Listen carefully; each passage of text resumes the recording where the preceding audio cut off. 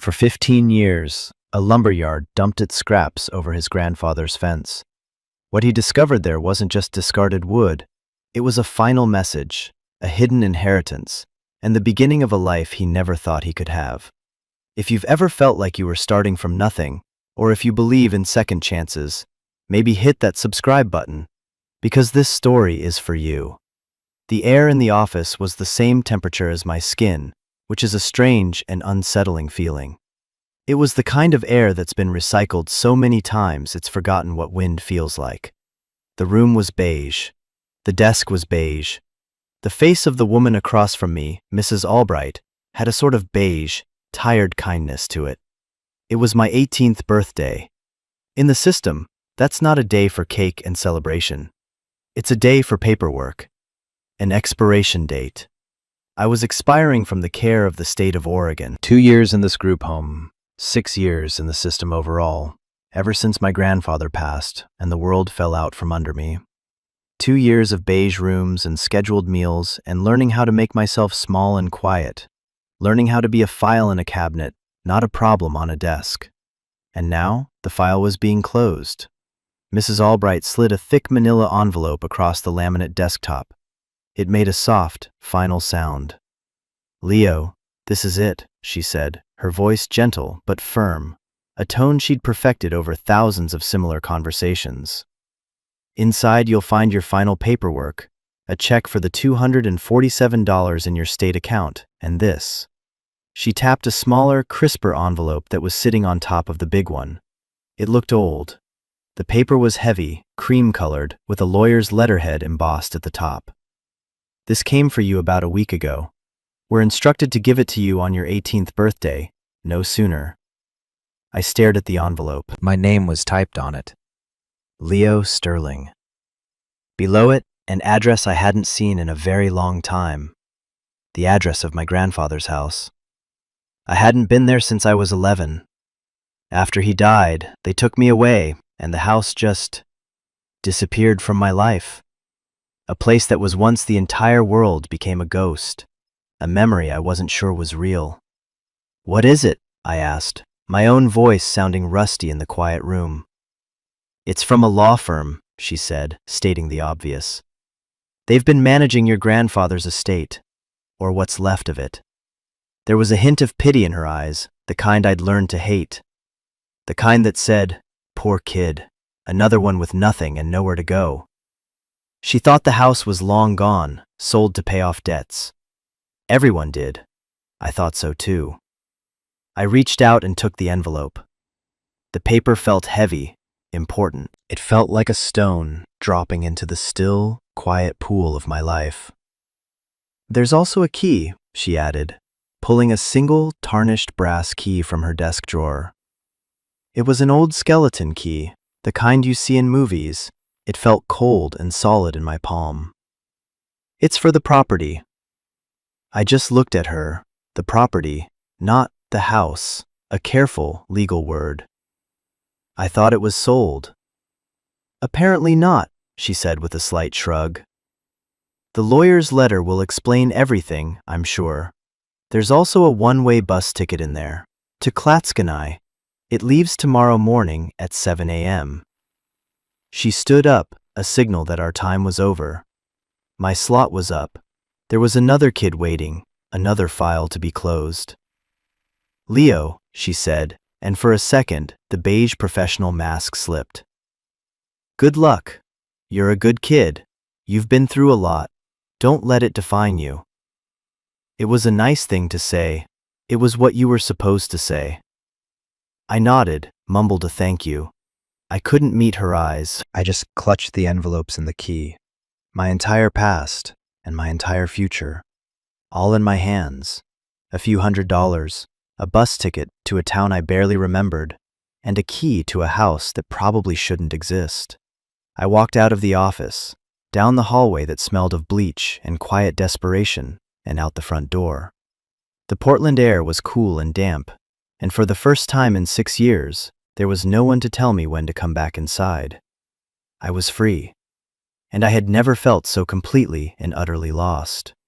I spent my last night in a cheap motel near the bus station, the $200 check cashed, and the small stack of bills feeling thin and inadequate in my pocket. I didn't sleep. I just sat on the edge of the stiff bed and stared at the lawyer's envelope. The room smelled of stale smoke and despair, a place for endings and desperate beginnings. It felt appropriate. For hours, I just held it. The fear of what was inside was worse than any reality, I figured. Bad news was a language I understood.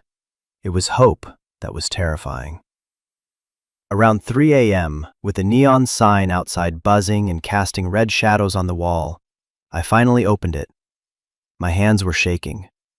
The letter was from a Mr. Alistair Davies, attorney at law. The language was dense, formal. It spoke of probate and trusts and property taxes. I had to read each sentence 3 or 4 times for it to make sense. But the core of it was this. My grandfather, Arthur Sterling, had set up a trust before he died. It was a small one, just enough to pay the property taxes on the house and the half-acre of land it sat on. For exactly 7 years. The trust was set to expire 1 week after my 18th birthday, which meant I had about 2 weeks from the day I was reading the letter. 2 weeks before the county would seize the property for back taxes. The letter went on to state that Mr. Davies had been contacted by a corporate entity, a development firm, with an interest in purchasing the property. They were prepared to make a cash offer. An offer, Mr. Davies noted, that would be substantial and would, after settling the tax debt, leave me with a significant sum of money. He advised me to travel to the property, assess its condition, and then contact him to discuss the offer. He believed it was in my best interest to sell. Of course he did. It was the sensible thing to do. Take the money, get an apartment, start a life. A clean break. But it didn't feel clean. It felt like selling a memory. Selling the last piece of my grandfather I had left. I remembered him in flashes. A big man with hands as rough as bark, smelling of sawdust and coffee. He was a carpenter, a cabinet maker. Not a fancy one. He made sturdy, honest things. He taught me how to hold a hammer, how to tell oak from pine by the smell. I remembered the low rumble of his voice when he'd read to me. I remembered the feeling of safety in that small house, a feeling I hadn't known since. And I remembered his silence in the last year of his life, the way he'd sit at the kitchen table, staring out the window, looking tired. I was too young to understand the weight he was carrying. Now it seemed that weight was being passed to me. I unfolded the bus ticket, Portland to Klatskanai, a 2-hour ride that felt like a journey to another planet. I looked at the key again. It wasn't just a key to a house. It was a key to a past I barely understood and a future I couldn't imagine. Selling it felt like giving up before I even started. It felt like what everyone expected me to do. The kid from the system, taking the easy money. But something stubborn and deep inside me, a part of me that sounded a little like my grandfather's quiet resolve, whispered no. Not yet. First, I had to go see it. I had to stand on that patch of ground and see what was left. I had to know what I was being asked to sell. It wasn't just a property. It was home. Or it had been, once. I had to know if any part of that home was still there. I lay back on the bed, the letter on my chest, the key clutched in my hand. The red light from the motel sign pulsed on the ceiling. For the first time, a feeling other than numb dread started to creep in. It was small and fragile, but it was there. A flicker of something that might have been hope, or maybe just curiosity. I would go. I would see. And then I would decide. The bus groaned out of the Portland station right at dawn, hissing its air brakes like a tired beast. I had a window seat, the glass cool against my forehead. The city was still asleep, a landscape of gray concrete and sleeping steel under a pale, misty sky. I watched the familiar streets of my institutional life slide by, the government buildings, the chain-link fences, the bus stops where I'd waited in the rain. I felt nothing watching them go. They weren't my home. They were just the places I had existed. As we hit the highway, the city began to fray at the edges. Warehouses gave way to strip malls, then to suburbs with identical houses, and finally, to green. The Oregon I barely knew began to unfold outside my window. Tall stands of Douglas fir, their tops lost in the low-hanging clouds. Green hills that rolled on forever. The air inside the bus was stale, a mix of vinyl and disinfectant, but I imagined I could smell the wet earth and the pines. I kept my hand in my pocket, wrapped around the brass key. It was a strange anchor in a world that was tilting. My memories of my grandfather's house were dreamlike, fragmented. I remembered a vegetable garden in the back, the taste of sun-warmed tomatoes. I remembered a wood stove in the living room that ticked as it cooled down at night. I remembered the sound of his tools from the barn he used as a workshop, the scrape of a hand plane, the buzz of a saw. They were sensory memories, feelings more than pictures. I couldn't remember the color of the curtains or the layout of the rooms, but I remembered the feeling of being safe. I remembered the feeling of belonging somewhere. The bus made a stop in a small town called Scappoose. A woman with a kind, wrinkled face got on and sat in the seat across the aisle from me. She smiled a little, and I gave a tight, practiced nod in return. Don't engage. Don't be a problem. The rules of the group home were burned into my brain, but she didn't try to talk. She just looked out her own window, her hands resting in her lap. We drove on. The landscape grew wilder, the houses fewer and farther between. We followed the curve of the Columbia River, a vast expanse of gray water moving silently toward the sea. Barges moved like slugs on its surface. The scale of it was humbling. It made my own problems feel small, temporary. I thought about the development company, the substantial offer. I could picture the men in suits, looking at a map, seeing my grandfather's half-acre not as a home, but as a parcel. A problem to be cleared, an asset to be acquired. The anger I felt was cold and quiet. It was the same anger I'd felt sitting in family court, watching adults decide my fate without once asking me what I wanted. It was the anger of being powerless. But I wasn't a kid anymore. The key in my pocket was proof of that. The decision was mine. The bus finally pulled into Klatskanai. It wasn't so much a station as a covered bench in front of the town's only grocery store. I was the only one who got off. The bus hissed and pulled away, leaving me in a sudden, profound silence. The air here was different. It smelled of river water and damp soil and wood smoke. The town was a small cluster of old buildings huddled near the highway. It looked like a place that time had mostly forgotten. According to the map on my phone, the house was about a mile's walk from the town center. I shouldered my backpack, which held everything I owned. 2 changes of clothes, a toothbrush, and the manila envelope. I started walking.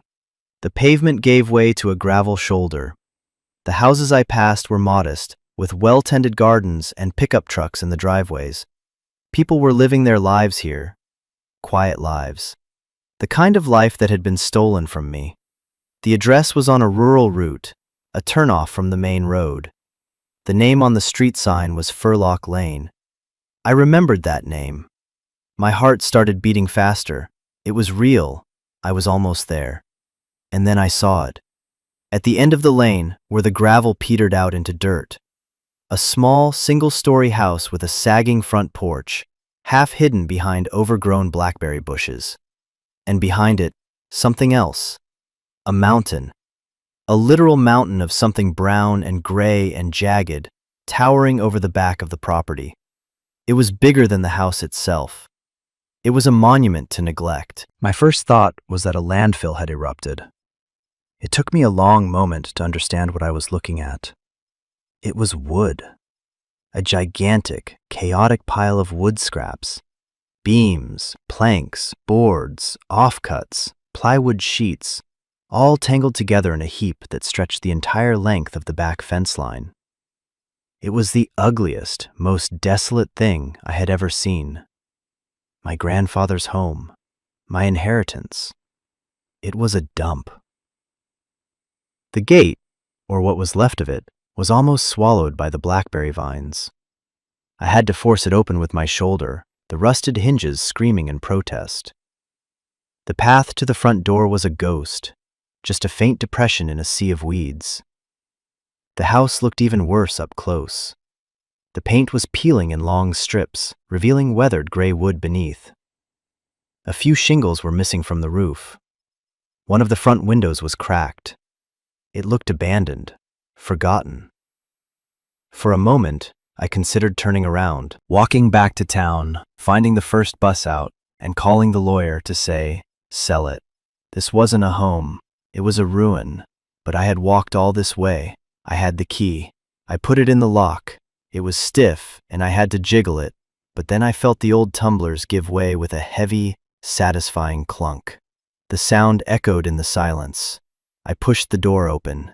The air that rolled out was thick and musty, the smell of trapped time. Dust motes danced like tiny ghosts in the single beam of light slanting through the dirty window. The living room was mostly empty. A threadbare armchair sat facing a cold, dark wood stove. A small, rickety bookshelf stood against one wall, empty. Everything else was gone. Sold, probably. Or taken. I walked through the small house, my footsteps loud on the wooden floors. The kitchen was a study in decay. A faint, sour smell lingered. The linoleum was peeling up at the corners. In the bedroom, there was just a bare mattress on a simple metal frame, stained with age. This was where he had slept. This was where he had died. The grief I had kept locked away for 6 years started to press up against my ribs. It was a physical pain. I had cried when they told me he was gone, but it was the confused, helpless crying of a child. This was different. This was the grief of an adult understanding the true shape of his loss. I saw the smallness of this life, the poverty he must have lived in at the end. I felt a fresh wave of anger, this time at him. Why didn't you get help? Why did you let everything fall apart? Why did you leave me? I went back out the front door, needing air. I walked around the side of the house, pushing through waist-high grass. And then I faced the pile. The mountain of wood. It started at the back fence and sloped down towards the house, covering nearly a quarter of the half-acre lot. The fence itself was a sturdy-looking chain link, at least 10 feet high. On the other side of it was a sprawling industrial lot. A lumber yard. Piles of fresh logs, stacks of cut lumber, forklifts moving back and forth. The source of the mountain. For 15 years, the sign at the front of the yard must have said, "That's what the locals would know." They just dumped their scraps over the old man's fence. And he never did a thing about it. I walked closer. It wasn't just scraps. There were long, beautiful pieces of hardwood mixed in with splintered 2x4s. I saw the deep red of cherry, the creamy white of maple, the rich brown of walnut. There were gnarled burls, offcuts from massive beams, sheets of expensive-looking veneer. It was all just thrown there, a jumble of waste and treasure, a monument to carelessness. They hadn't just been dumping trash, they had been throwing away gold. Why? Why would my grandfather let them do this? He was a carpenter. He loved wood. This should have been an insult, a daily desecration of his property and his craft. Yet he let it happen. For years. I stood there, at the foot of this wooden mountain, feeling a profound and unsettling confusion. Nothing made sense. The neglected house, the trust that was about to run out, the lawyer pushing me to sell, and this bizarre inheritance of garbage. I felt overwhelmed, small. The weight of it all pressed down on me. I slid down to the ground, my back against the cold foundation of the house, and I finally let myself break. I cried. I cried for the boy who lost his grandfather. I cried for the young man who had no idea what to do. I cried for the house that was dying, and for the man who had let it happen. And as I sat there, sobbing in the tall grass, my eyes caught something. Tucked under the eaves of the back porch, Almost completely hidden by a tangle of ivy was a small, metal box. A heavy-duty toolbox, rusted but solid. It didn't look like it belonged there. It looked like it had been hidden. My tears stopped. A new feeling, sharp and focused, cut through the grief. I crawled over to the porch and pulled at the ivy. The vines were thick, woody. They clung to the box. I had to tear them away, my hands getting scratched and dirty. Finally, I worked the box free. It was heavy, padlocked. Of course it was. I stood up, holding it, and scanned the area. My eyes landed on a small, dilapidated shed near the back of the property, its door hanging off one hinge. The workshop. Or what was left of it. Inside, it was chaos. Tools were rusted. Surfaces were covered in a thick blanket of dust and cobwebs. But leaning against one wall was a crowbar. It felt solid in my hand. I carried it back to the porch, wedged the tip into the padlock's hasp, and put all my weight on it. The metal groaned, resisted, and then with a sharp crack, the lock snapped. My heart was pounding. I lifted the heavy lid of the box. Inside, the air was dry and still. On the very top was a stack of photographs, bound with a rubber band that had gone brittle with age. I lifted them out carefully. It was me and him. Pictures I'd never seen before. Me as a little kid, sitting on his shoulders. Me with a hammer in my hand, concentrating fiercely on hitting a nail. Him, smiling a rare, genuine smile, his arm around me. Beneath the photos was a thick bundle of cash. $100 bills. I counted it. $10,000. A fortune. Enough to get an apartment, a car. Enough to disappear and start over. My breath caught in my throat. He had left this for me. This whole time, while I was in the system, feeling like I had nothing and no one, this was here. Waiting. And beneath the cash, there was a letter. A single, folded sheet of heavy paper, just like the lawyer's. It was his handwriting. I knew it instantly. It was big and blocky, the writing of a man who worked with his hands. My name was on the front. Leo. I sat on the edge of the porch, the box open beside me, and unfolded the letter. My hands were trembling so much I could barely read the words. My dear Leo, it began. If you are reading this, it means I am gone, and you are a man. I am sorry for that. I am sorry for all the time we lost. I hope the years have been as kind to you as they can be. I know it wasn't easy. There is much I need to explain, and not much time or space to do it. First, the house. I know how it must look. I let it go. I had to. When I got sick, I knew I didn't have long. And I knew they would take you. I couldn't bear the thought of them selling this place, our home, to pay for my care or for your keep. So I made a plan. A difficult one. I set up the trust to pay the taxes, just long enough to keep the county away until you were old enough to decide for yourself. I made the house look worthless. I made myself look worthless. A sad old man in a falling down house. No one looks twice at a sad old man. No one sees value in what he leaves behind. I had to stop reading. The words blurred through my tears. He hadn't abandoned the house. He had protected it.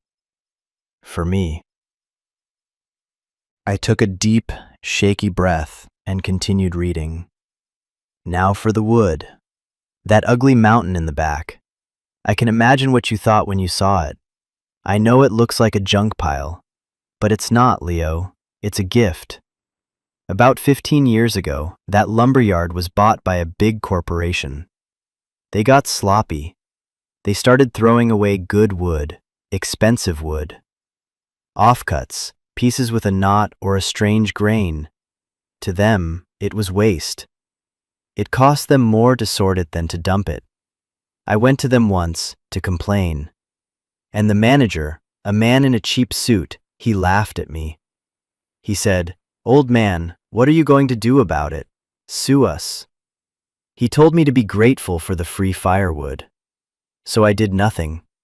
I let them keep piling it up. And I watched. I watched them throw away oak and cherry and walnut and maple. Wood that I would have given anything for when I was a young man. It's all there, Leo. A treasure chest disguised as a trash heap. I couldn't move it. I was too sick by then. But I could let it grow. For you. The letter ended with one final paragraph. There is $10,000 in this box. It's everything I had left. It is yours. You can take it, walk away, and never look back. No one would blame you. Or you can stay. You can use the money to pay the back taxes, to buy some tools, to fix the house. You can use the wood. You can build something. It is your choice. Whatever you do, know that I loved you. Know that every day without you was a day I was working to give you this one choice. Your grandfather, Arthur. I sat there for a long time, the letter in my lap, the cool afternoon air on my face. The whole world had been turned upside down. The story I had told myself for 6 years, the story of abandonment, of being left with nothing. It was all wrong. He hadn't abandoned me. He hadn't given up. He had fought for me in the only way he could. He had made a sacrifice so quiet and so deep that no one had noticed. He had turned neglect into a strategy. He had weaponized his own poverty to protect my future. He had given me a choice. Not a legacy, not an inheritance of money, but a choice. Walk away with a little, or stay and build something from nothing. I looked from the money in the box to the mountain of wood. One was an ending, the other was a beginning. A hard, difficult, splinter-filled beginning. I looked at the picture of him, smiling, his arm around a small boy who had no idea how much he was loved. And I knew what I had to do. That night, I didn't sleep in the house. I couldn't. The emptiness of it was too loud. I took a blanket from the box, he'd packed that too, and I slept on the floor of the back porch, the rusted toolbox next to me. The air grew cold, but it was a clean, real cold, not the dead air of an institution. Every time I drifted off, I'd wake up again, my heart pounding, convinced it was all a dream. Then my hand would find the rough paper of the letter in my pocket, and I would know it was real. I was home. The next morning, I woke up with the sunrise. The light hit the top of the woodpile, making the different colors and textures stand out. It didn't look like a trash heap anymore. It looked like a quarry. It looked like potential. I spent the morning making a list.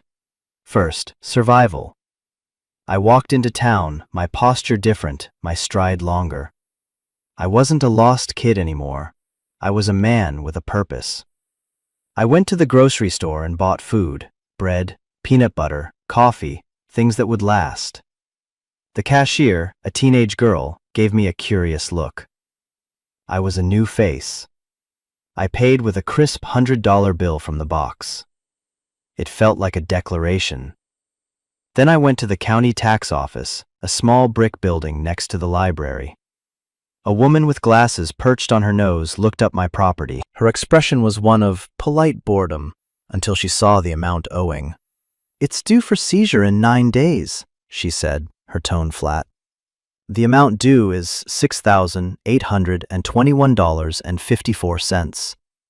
I counted out $6,900 bills onto the counter. Her eyebrows shot up. She looked at the cash, then at me, a skinny kid in a worn-out hoodie. I could see the questions in her eyes. I just stared back, my expression calm. "I want a receipt," I said.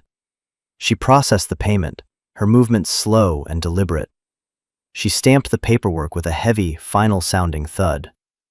"The property is in your name, Mr. Sterling. The title is clear." Mr. Sterling. No one had ever called me that before. I walked out of that office feeling 10 feet tall. The biggest weight was gone. The house was mine. Truly mine. Now, if you've made it this far into my story, I want to pause for a second. Because what I did next was the hardest part. It was the moment I had to choose to believe in a future I couldn't see yet. Have you ever had a moment like that? A moment where you had to turn your back on the easy way out and choose the difficult path because something deep inside you knew it was the right one.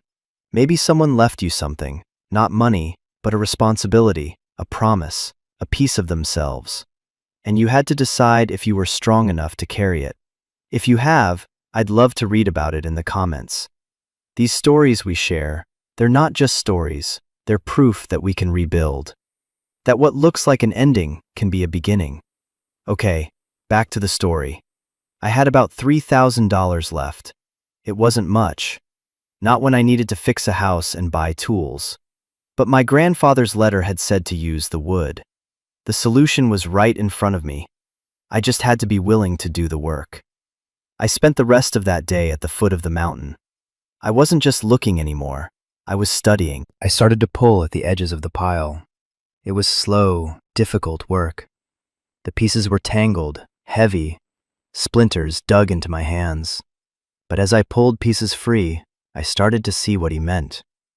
A thick slab of spalted maple, its surface a beautiful chaos of black lines. A clear, straight board of cherry, 8 feet long. A piece of quarter-sawn oak that must have cost a fortune. It was like a geological survey, digging through layers of time. The newest scraps were on top, cheap pine, splintered plywood. But the deeper I dug, the older and better the wood became. It was a history of their wastefulness. I felt a grim satisfaction with every good piece I salvaged. They had thrown this away, and I was going to make it into something beautiful. That night, I made my first fire in the wood stove, using the worthless scraps for fuel. I sat in the old armchair, the one my grandfather had left, and watched the flames. The house was still cold and empty, but for the first time, it felt like it was mine. It was a start. The choice was made. The work was just beginning. The next few weeks were a blur of labor unlike any I had ever known. My days started before sunrise and ended long after sunset. My body ached in ways I didn't know were possible. My hands, soft from years of institutional life, were quickly covered in blisters that broke, bled, and eventually hardened into calluses. My uniform was a pair of cheap work gloves, a hoodie, and a layer of sawdust. My entire world shrank to that half-acre of land. My first task was sorting. I couldn't just start building. I had to know what I had. I cleared a space near the workshop and began to dismantle the mountain, one piece at a time. It was a dangerous, frustrating process. Pieces would shift unexpectedly. I'd spend an hour trying to free one good board, only to have it be cracked or rotten on the underside. But for every 10 pieces of junk, I'd find one treasure. I started making separate piles. Oak over here, maple over there. A pile for the exotic offcuts, walnut, cherry, even a few pieces of what looked like teak. A huge pile of usable, but less glamorous, pine and fir. And a massive, growing pile of true scrap, which became my fuel for the wood stove. Each piece I saved felt like a small victory, a tiny act of reclamation. I was literally pulling value out of a garbage heap. During this time, I saw the lumberyard trucks. They'd come to the back fence, and with a loud, indifferent roar, a forklift would dump another load of offcuts onto the pile. The first time it happened, I just stood there and watched, my heart pounding with a strange mix of anger and gratitude. The driver saw me.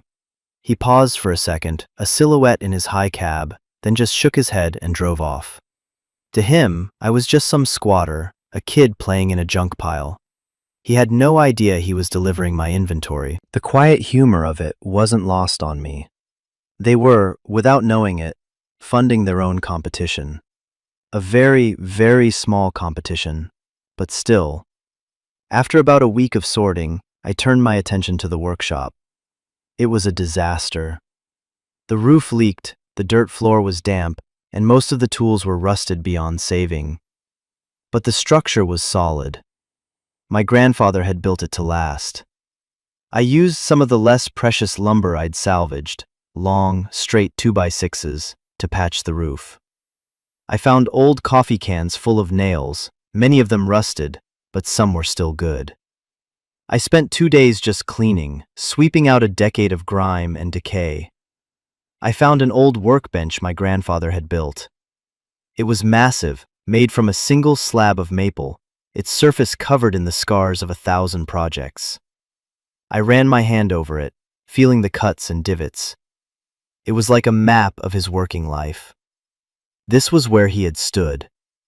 This was where he had created things. I felt his presence in that workshop more than anywhere else. I took $200 of my remaining money and walked to the town's only hardware store. It was the kind of place that smelled of metal and oil, where the owner knew every item on every shelf. He was an old man named Gus, with a skeptical look and grease under his fingernails. "Need some tools," I said, trying to sound more confident than I felt. He looked me up and down. "For what?" "Building furniture," I said. His skepticism deepened. "With what wood?" "I have some," I said, not elaborating. I bought the essentials: a good handsaw, a set of chisels, a sharpening stone, a hand plane. I couldn't afford power tools yet. Everything would have to be done by hand, the way my grandfather had probably started. Gus watched me pick out the tools. He seemed to approve of my choices. "You know how to use these?" he asked, his voice gruff. "My grandfather taught me. A little," I said. "Arthur Sterling." Gus's expression softened instantly. "Arthur. Hell of a carpenter. Haven't seen him in, well, a long time. Stubborn man. Good man." He looked at the tools in my hands. "Arthur's grandson, huh? Well, you make sure you keep those chisels sharp. A dull tool is more dangerous than a sharp one." It was the first real conversation I'd had since arriving. The first sign that I wasn't just an anonymous face. I was Arthur's grandson. That meant something here. I walked back to the property, the new tools heavy in my bag. The workshop was clean. The wood was sorted. I had everything I needed to begin. The fear was still there, a low hum beneath the surface. But for the first time, it was balanced by a sense of purpose. I was ready to build. One afternoon, about a month after I'd arrived, a sleek, dark gray sedan pulled up to the gate. It looked completely out of place against the backdrop of weeds and rust. A man in a tailored suit got out. He was in his late 50s, with silvering hair and a calm, composed face. He looked at the house, at the now organized piles of lumber, and at me, standing there covered in sawdust. He didn't look shocked or disgusted, just observant. He walked toward me, extending a hand. "Leo Sterling? I'm Alistair Davies." The lawyer. I had almost forgotten about him. I wiped my gritty hand on my jeans before shaking his. His grip was firm, dry. "I was in the area," he said, though we both knew that was a lie. "I thought I'd stop by and see how you were settling in, and to discuss the offer from Westline Development." He gestured vaguely toward the lumberyard. "They own that now. They're planning a major expansion. Your property is strategic." I just nodded, waiting. "They're offering $450,000, Leo," he said, his voice even. "Cash. They'll handle the closing costs. After my fees, you'd walk away with well over $400,000.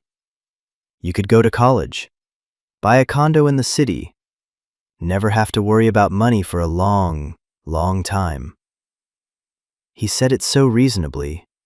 It was the sensible path, the logical choice. A month ago, hearing that number would have been like a lightning strike.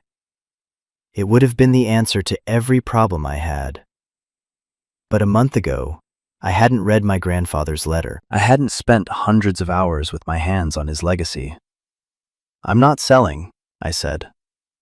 The words came out quieter than I expected, but they were firm. Davies didn't look surprised. He looked intrigued. "May I ask why?" he asked, his tone genuinely curious, not judgmental. "This place," he gestured to the rundown house, "it requires a tremendous amount of work. The money would give you a fresh start, a much easier start." "Easier isn't always better," I said, echoing a phrase my grandfather used to use. I led him to the workshop. It was still rough, but it was organized. The workbench was clean. My new tools were arranged neatly on a rack I'd built. A few pieces of the best wood were stacked against a wall, waiting. He looked around, taking it all in. "You're planning on following in his footsteps then," he said. It wasn't a question.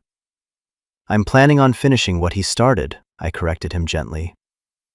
Mr. Davies was silent for a moment. He ran his hand along the edge of the maple workbench, the same way I had. "Arthur was a client of mine for 20 years, he said softly. "He was a proud, difficult man. When he came to me with his plan for the trust, I advised him against it. I told him to sell then, to use the money for his treatment, to make his last years comfortable. He looked at me. He refused. He said comfort wasn't the point. He said he was investing in a future he wouldn't get to see. I thought he was a fool, a stubborn old man clinging to a piece of dirt. He reached into his briefcase and pulled out a small, locked metal box. This one more like a deed box. It was cleaner, less weathered than the one I'd found. He left this with me. My instructions were to give it to you only if you refuse the first offer from Westline. He made me promise. He handed me the box and a small key. He said, if the boy takes the money, he doesn't need this. But if he chooses the work, if he chooses the wood, then he'll need the maps. My hands shook as I took the box. Maps? I unlocked it and lifted the lid. Inside, there were no maps. Not of land, anyway. There were journals. 6 of them, filled with my grandfather's blocky handwriting. And sketches, page after page of them. Designs for chairs, tables, cabinets, bookshelves. Each one was detailed, with measurements and notes on the type of wood to use. There were notes on joinery, on finishing techniques.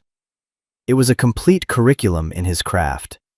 It was his life's work distilled onto paper. And tucked into the front of the first journal was another letter. Leo, it read, if you are reading this, it means you chose the wood. It means you are your father's son, and my grandson, through and through. I am prouder than you can imagine. The money I left you was a test, the easy way out. But the easy way builds nothing. I knew they would come for this land. I knew it would become valuable. What they don't know is that the real value isn't in the dirt. It's in what's been piled on top of it. These are my designs. Some are things I built. Some are things I only dreamed of building. They are yours now. Don't just build furniture, son. Build a life. They can't take that away from you. I looked up at Mr. Davies. His eyes were shining. For 7 years, I thought I was managing the affairs of a fool, he said, his voice thick with emotion. I was wrong. I was managing the first phase of a brilliant, stubborn, beautiful plan. He cleared his throat. The offer from Westline stands. In fact, they'll probably increase it. But my legal advice has changed. My advice now is to get to work, Mr. Sterling. He shook my head again, a new respect in his grip. If you need anything, incorporation paperwork, business advice, anything, you call me. My services are at your disposal, no charge. Consider it my penance for underestimating your grandfather. He walked back to his car, leaving me standing there in the sawdust, holding the true inheritance. It wasn't the land or the house or even the wood. It was the knowledge, the plan, the belief of a man who had looked into the future and placed his faith not in money, but in me. The journals changed everything. They weren't just designs, they were a conversation across time. My grandfather's notes were practical, direct, but they were also filled with his voice. "When you join Cherry, watch the grain," one note read. "It will tell you which way it wants to go. Don't fight it." Another said, "The beauty of spalted maple is its imperfection. Don't try to make it perfect, just make it honest." I spent my evenings by the light of a single bulb I'd rigged up in the workshop, poring over the sketches. I wasn't just learning how to build furniture, I was learning how he thought. I was getting to know the man again, not as a fading memory of a child, but as a craftsman, a thinker, an artist. I chose my first project. It was one of the simplest designs in the journals, a small end table. The notes specified it should be made from a single, wide board of oak with a strong, straight grain. I remembered a piece I had pulled from the pile, a thick plank of quarter-sawn white oak. I had almost discarded it because of a dark, ugly stain on one end. But I had saved it. I spent a full day just preparing that board. I didn't have a power jointer or planer. I had the hand plane I'd bought from Gus. It was slow, meditative work. Scrape, check for square. Scrape, check for flatness. The shavings curled up from the plane, smelling sweet and clean. As I worked, the rough, weathered surface of the board gave way to the clean, bright wood underneath. The grain was beautiful, like rays of light frozen in the wood. The work was physically demanding, but my mind was quiet. For the first time in my life, there was no room for anxiety or fear. There was only the wood, the tool, and the line I was trying to follow. When I cut the pieces for the legs and the apron, I used the handsaw. My first cuts were wobbly, uncertain, but I remembered Gus's advice and a note in the journal. "Let the saw do the work, your hand is just a guide." I learned to listen to the sound of the saw, to feel the rhythm of the cut. The joinery was the hardest part. The design called for mortise and tenon joints, a classic technique that required precise, square holes, mortises, and perfectly fitted tongues, tenons. My first attempts were clumsy. The chisels felt awkward in my hands. I made mistakes. I cut one tenon too thin and had to start over. But I didn't get discouraged. I just went back to the journals, studied the diagrams, and tried again. I was building more than a table. I was building a skill. I was building patience. After a week of work, the table was assembled. It was simple, sturdy, and honest. It wasn't perfect. If you looked closely, you could see the imperfections in my joinery, the slight unevenness of the planed surface. But it was solid. It was real. I had made it. I spent another 2 days finishing it, sanding it smooth by hand, working my way through finer and finer grits of sandpaper until the wood felt like silk. Then I applied the finish, a simple oil and wax blend my grandfather had detailed in his notes. As the oil hit the wood, the grain exploded with depth and color. It came alive. I stood back and looked at it, a small, simple oak table. It was the most beautiful thing I had ever seen. I had taken a piece of discarded trash, a piece of wood that was destined to rot, and with my own 2 hands, I had turned it into this. I had taken his knowledge and made it my own. I carried the table into the house and set it next to the old armchair. It was the first new thing in that house in over a decade. It was a beginning, a promise fulfilled. That night, I didn't feel like an orphan or a ward of the state. I felt like a carpenter. I felt like Arthur Sterling's grandson. The weight of his legacy no longer felt like a burden. It felt like a foundation. The first table was a turning point. It proved to me that I could do it, that my grandfather's faith in me wasn't misplaced. I kept building. I worked my way through the journals, starting with the simpler designs and gradually tackling more complex ones. I built a set of bookshelves from cherry, its reddish wood glowing in the workshop light. I built a small writing desk from a piece of walnut that had a beautiful, swirling grain. Each project taught me something new. Each piece was a little better than the last. My hands grew stronger, more confident. I learned to read the wood, to anticipate how it would behave. I started making small modifications to the designs, adding my own small touches. I felt like I was in conversation with him, adding my own verse to the song he had started. The money from the first box ran out. I was living on almost nothing. I ate a lot of peanut butter sandwiches. But I wasn't scared. The fear had been replaced by a quiet, steady confidence. I knew I had a way forward. One day, the lumberyard truck driver stopped. He was a big guy named Frank, with a weathered face and kind eyes. He'd been watching me for months.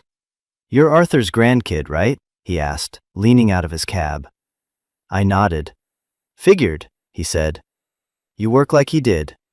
Quiet. Steady." He gestured with his thumb toward the load of scraps in his forklift.